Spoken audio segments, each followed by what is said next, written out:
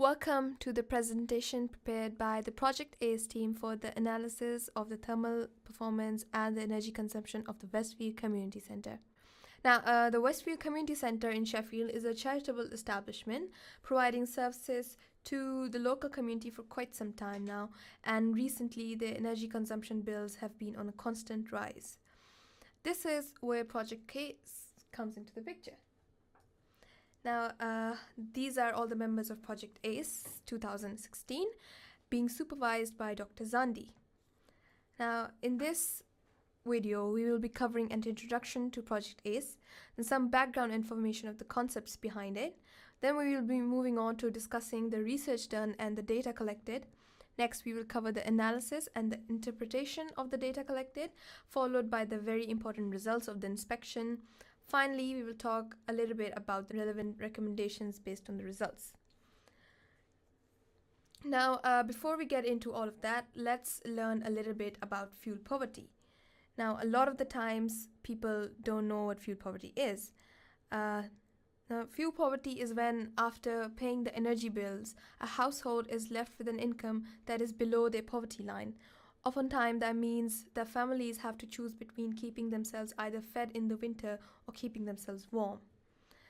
Now, these are some interesting facts related to fuel poverty. As you can see, it says here that 11% of England lives in fuel poverty. And in Sheffield alone, more than 15% of the households are surviving in fuel poverty. Also, the NHS spends around £1 billion every year to treat health issues directly related to fuel poverty. And in the end, 10% of access deaths that happen in the winter are directly related to fuel poverty. These numbers really put into perspective how the issue of fuel poverty really is. In the next slide, we look at these two pie charts that compare the average fuel poverty level in Sheffield with the national average. As you can see, Sheffield is quite high as compared to England, the overall national average, which means that Sheffield is a nice place to start this project with. Now, Project ACE was initiated in the University of Sheffield in 2015, and it is a continuing project from that year, and it is hoped that it will continue for more years to come so that it can reach more communities and more buildings with each year. So when we go into a building for inspection, these are some of the main parameters that we want to record. Obviously, the inside and the outside ambient temperatures, the humidity levels, the thermal images that we collect from as many surfaces as possible, the distance between the camera and the surfaces when we're taking those images, and in the end, we collect some humidity images as well. To collect all of that data, we need these tools. Now, amongst these, the thermal camera over here is the most important tool that we have. Others are kind of auxiliary tools which help support the findings from the camera. Another important tool that I would like to mention here is the data loggers. These were set up in some of the main rooms of the Westfield community centers, and these record the ambient room temperature for any interval that you want. We put it in for a temperature recorded every minute, but you can do it for every second, for every 5 minutes. So this was also a very important tool. So others like the infrared thermometer and the humidity meter and the humidity camera, these were auxiliary tools that help to support our findings from the camera. Now, moving on to the concepts behind Project ACE. Now, the Project ACE works on three major concepts. The first one is the thermography, and then we have energy efficiency, and in the end we have public engagement. We will briefly be covering all of these concepts one by one. Now, first of all, let's look at the energy efficiency. Now, it is said that a process or a technology is more energy efficient if it delivers more services for the same energy input or the same services for less energy input. So that means if we increase our energy efficiency, we can reduce our energy bills. Now, some of the benefits of improving energy efficiency, as you can see here, by increasing energy efficiency, we will see an increment in our disposable income, our energy savings, and our energy security. And at the same time, we can see a decrease in energy bills, energy consumption, the public budget, and the air pollution. Now let's talk a little bit about the public engagement side of things and the reason why this represents an essential part to Project ACE. So, after food and water, shelter is one of the most significant needs that a human has. However, we found ourselves in a community that lives above the national fuel poverty average. Project ACE trusts that the best way to tackle a problem is by creating social awareness. Our plan is to involve Sheffield's community in the development of this project. We want to show Sheffield that fuel poverty is a real problem with severe consequences. And to do that, we are working on social projects that will have a direct impact in our community. And finally, we have thermography, which was a very crucial part of the project, obviously. Now, thermography is a technique that works under the principle that any object with a temperature above absolute zero releases radiation in the infrared region of the electromagnetic spectrum. And here we can appreciate the infrared region, and this is an example of what a thermal image looks like. So, a thermal imaging camera records the intensity of radiation and displays it as a picture such as this one. In here, we can see the temperature range of the picture. We can appreciate that the maximum temperature recorded is around 20, while the minimum is somewhere around 12. And this specific spot in the temperature is 13, so it tells you that on the side of the screen.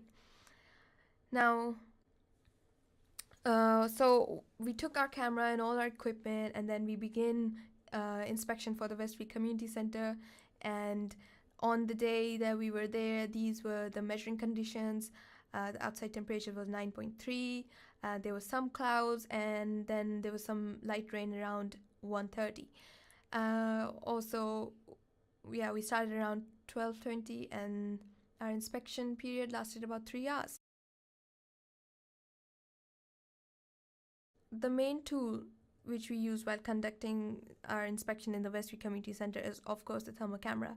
And now I want to analyze with you some thermal images opened from the camera software that we got from the website. So when you open up an image on the on the software, this is what it looks like. And on this image, you can see the external wall with some dark spots on it, which represents thermal bridges. Now, what exactly are thermal bridges? Well, it is basically an area of an object which has significantly higher heat transfer rates than the surrounding materials, which means this area here, where it shows the thermal bridges, you are losing more heat. So all the darker areas in the picture basically represent thermal bridges and areas of high heat losses. Now, it was interesting to observe how the temperature changed along this wall. Over here in the considered case, you can see we have a vent, and then low ambient temperature outside of the building. And you can see on the graph that the area of the vent is represented by this temperature dip right here. And this shows how the temperature along the wall is moving. So it's not the same throughout the wall, it keeps changing. So this is something that you can observe through the software when you're analyzing your images, and it tells you a lot of things. Now, in order to define the parameters required for calculation and analysis, we divided the observed area into blocks. Having identified the parameter for every block individually, we found the average for the whole wall, which we used to calculate heat losses through the building envelope of the Westfield Community Center. Now, the thermal camera gives us a great opportunity to identify problems which are otherwise invisible to human eyes. As you can see from this picture, it seems like a normal picture. It was actually taken outside the community center, and when you look at it, you don't really notice anything wrong with it. But when you look at the same image through the eye of the thermal camera, you can see considerable heat losses from joints between walls and windows. Now, and we can also look at the same image through a different filter, and you can see here all the red areas show temperature higher than the average. Now, this is the same wall, but this image was taken from the inside of the building, so it's the same wall but from the inside. You can see that the insufficient building insulation leads to higher energy consumption, and you can see moisture losses over here, and you can tell that this can cause serious problems such as condensation on the internal wall surfaces, which we can see from the moisture meter. This image actually, where it shows the blue area, is actually taken from the moisture meter. So the presence of the moisture can also be observed near windows. As you can see on the corners here, there's a high moisture content. Obviously, this is going to have a negative influence on the indoor air quality and the building structure, as well as it can lead to deterioration of thermophysical material properties. Also, such areas might become a prime location for mold. So this graph here represents the maximum and the minimum temperature recorded over a course of 11 days, measured by the data logger. So as I told you earlier, we set up a few data loggers in the main rooms of the Westfield Community Center, and this graph kind of shows the maximum temperature recorded in these rooms and the minimum temperature. Now during the 11 days, we measured temperature inside the community center by these data loggers and found that the internal temperature doesn't exactly fit the recommended temperature between 18 to 21 degrees. These dotted lines show the recommended temperature range, and as you can see, most of the rooms the temperatures are not within the recommended temperature range and are mostly higher than that. So it is necessary to ensure, although, that the temperature does not fall below the 18 degrees in order to support healthy and comfortable conditions, but it is also important to ensure that the temperature doesn't go above 21 degrees. But we don't really often think that it's a big problem, because let's face it, if your room gets a little bit higher than 21 degrees, you might just crack open a window. But have you ever thought how much can you save just by decreasing that temperature down and turning your building temperature just by 1 degree? So according to our calculations for the Westfield Community Center specifically, we calculated that they can save around £212 per year by just decreasing their room temperatures by 1 degree. So after all of that, we shall move on to simulation and the results. Now, the information from the thermal images were used for the next very important part of our analysis, which was using a simulating software to give us a 3D model of the community center. This is what the building looked like in the software. The software is called the Virtual Environment by Integrated Environment Solutions, which can be just said IESVE software, and it basically allowed us to evaluate the thermal performance and the energy consumption of the building under 4 different scenarios. Now I'm going to discuss the different scenarios a little bit later on, but I just wanted to show you how the Westfield Community Center looked inside the software. Now, as I mentioned before, we put up data loggers in the Westfield Community Center, which gave us a minute-by-minute temperature of 4 of the rooms in the building for around 2 weeks. This graph shows the temperature in one of the rooms on 3 different days. As we can see from the graph, the temperature inside the room, you can see for all 3 days, the temperature is 1, a lot of the times pretty constant.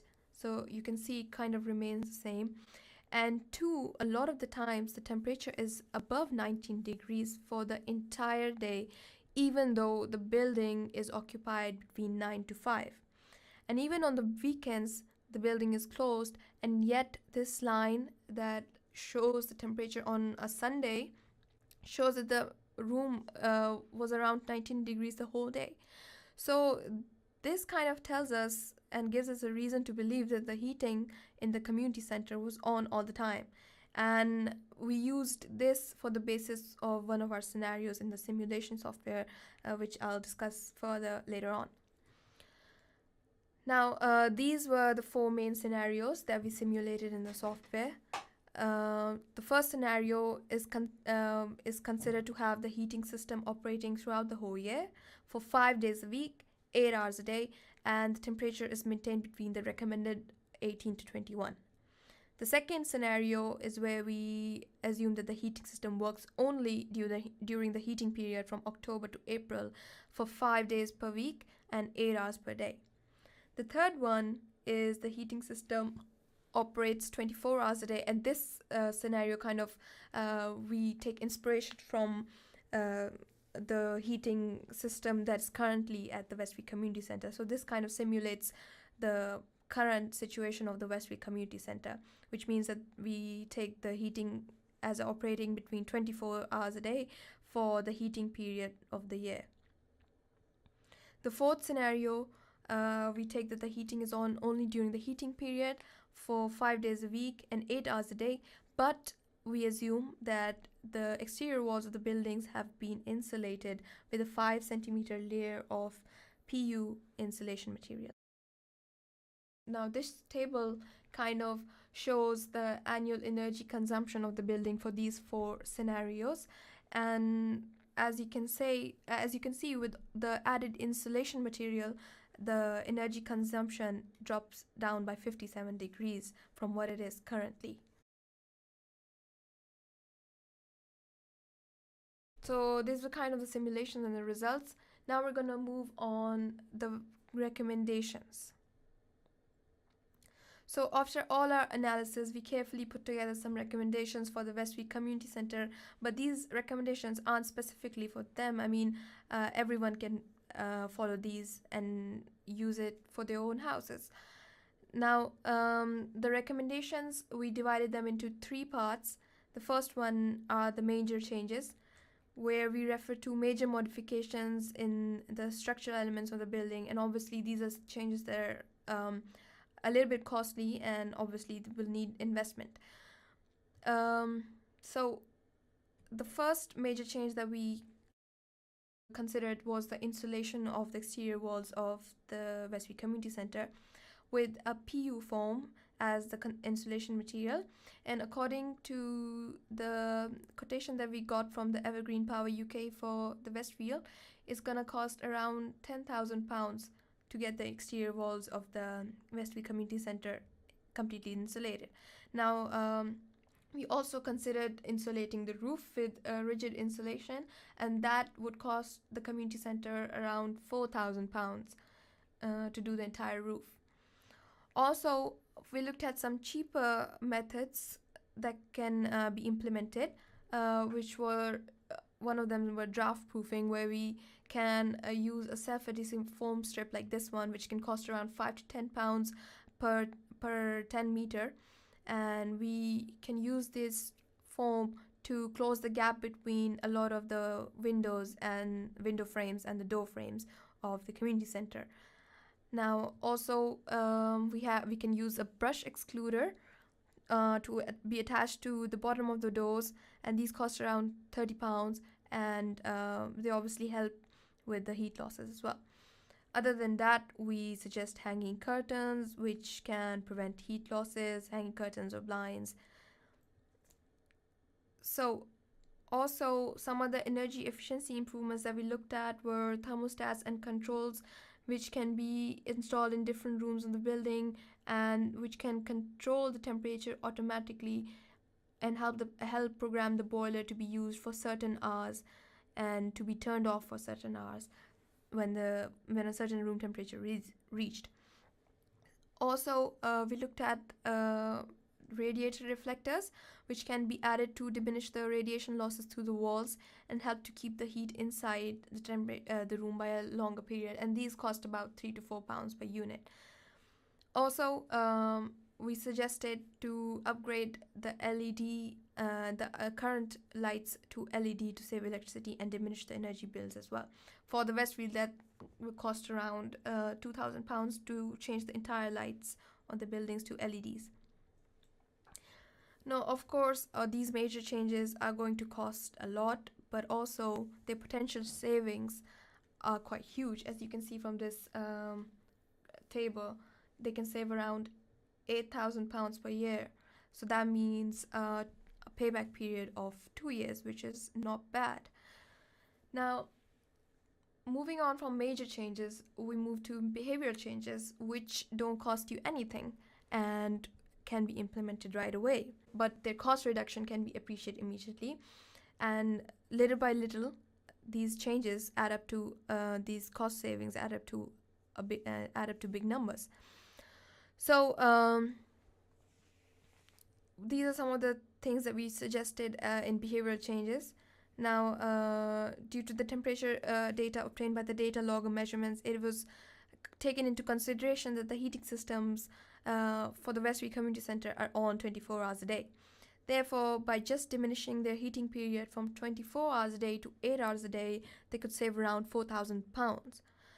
Also, considering big behavioral changes in addition to other small changes like keeping the temperature of the room between 18 to 20 degrees, we also suggest switching lights off and leaving a room, and turning the devices from standby to turning them off and not leaving them on standby.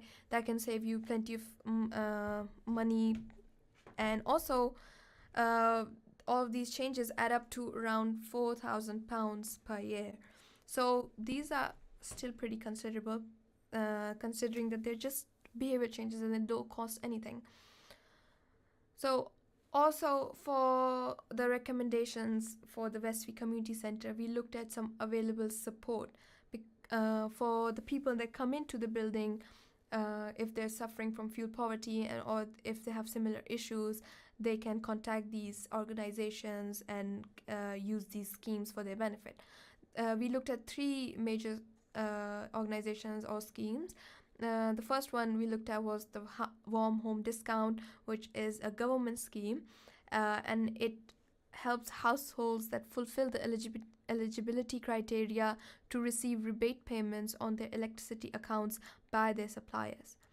We also looked at the EDF Energy Trust, which is a charity organization which helps households by giving grants to pay off debts collected due to high energy bills by households in fuel poverty. Also, we looked at British Gas Energy Trust, which is a charity organization helping households that are struggling to pay their electricity or gas bills by giving away grants. It also provides further assistance payments to clear other priority bills. That's kind of it for the presentation.